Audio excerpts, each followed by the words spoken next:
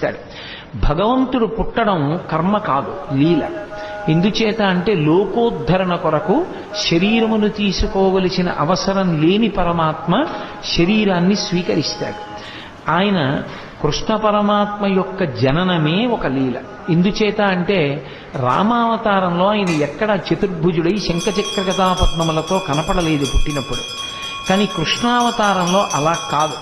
అసలు గర్భస్థమైనటువంటి కృష్ణ పరమాత్మని స్తోత్రం చేయడానికి దేవతలందరూ వెళ్ళారు.